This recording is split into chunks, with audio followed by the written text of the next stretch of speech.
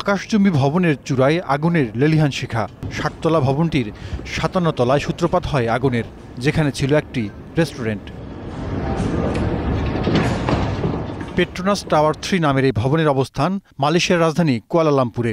Fire সার্ভিসের কর্মকর্তারা জানিয়েছেন, শনিবার স্থানীয় সময় সকাল ৯:৩০টায় আগুন সম্পূর্ণ নিয়ন্ত্রণে আসে। পুড়ে গেছে রেস্তোরাঁটির প্রায় ৩০%। কুয়ালালামপুরের কেএলসিতে অবস্থিত ভবনটির অন্যান্য তলায় আগুন ছড়িয়ে পড়ার ঝুঁকি ছিল। রেস্টুরেন্টের আগুন নেভানোর পাশাপাশি সেই আগুনের বিস্তার ঠেকাতে তৎপর ছিলেন ফায়ার সার্ভিসের কর্মীরাও। ফলে আগুনের বিস্তার তারা সফলভাবে প্রতিরোধ করতে পেরেছেন। কর্তৃপক্ষ জানিয়েছে, আগুন লাগার কারণ জানতে তদন্ত শুরু হয়েছে। এ নিয়ে কাজ করছে সরকারি বেশ কয়েকটি দপ্তর। আগুন নিয়ন্ত্রণে আসার পর টাওয়ারটি আবার খুলে দেওয়া হয়েছে।